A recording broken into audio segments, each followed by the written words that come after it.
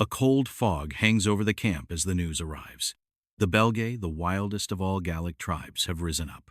Tens of thousands of warriors are marching toward Roman territory.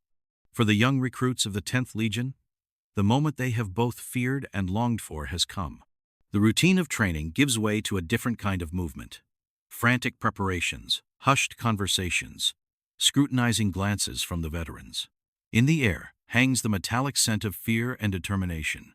Today, practice swords become real blades. Training shields become true walls of protection. The march is different from training. Each step brings them closer to battle. The heavy equipment, the endless miles, the dust of the road, all of this pales before the growing tension in the hearts of the men. The veterans tell no more stories. Their gazes are fixed on the distance, where somewhere the enemy waits. Marcus feels his sword grip digging into his hand, no longer made of wood, but of real iron, ready for real blood. The formation is the same as in training, but today it feels different. The shields form a real wall of wood and iron. The centurion speaks the ancient words, prayers to Mars, to the gods of Rome. In the distance, one can hear the dull rumble of the approaching enemy. Time stretches like thick honey. 1,000 thoughts race through the minds of the young soldiers, of family, of home, of the exercises in camp. Then the tuba sounds, and all thoughts fall silent. The moment has come. The battle is nothing like training. It is louder, faster, more brutal. The impact of the opposing lines shakes earth and bones alike. The formation holds.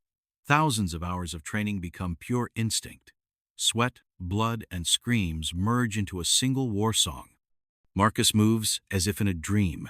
His shield protects the comrade to his left, while his sword strikes. He sees men fall, hears their final cries, but the formation holds. The 10th Legion stands like a rock in the surf of the Gallic wave. With the fading light comes silence. The battlefield is strewn with the fallen from both sides.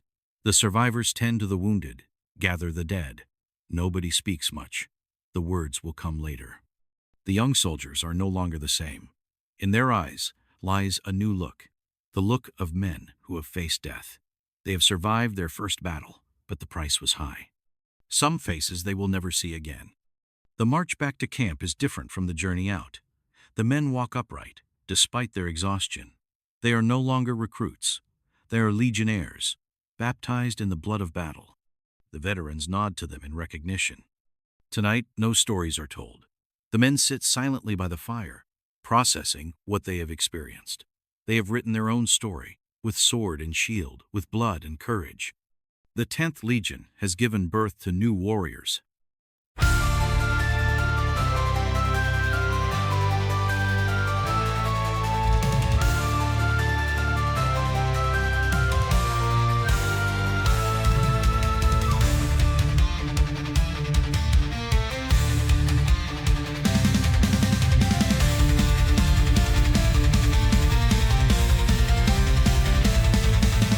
Dawn breaks through the morning fog as news of war arrives.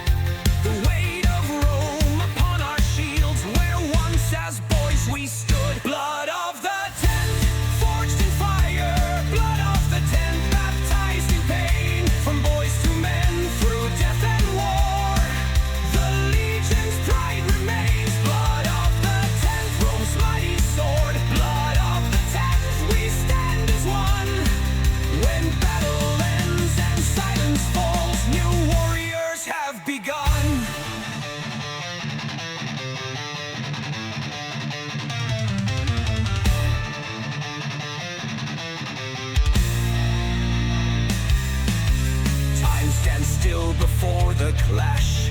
Ancient prayers fill the air when trumpets sound and silence breaks. Death and glory everywhere.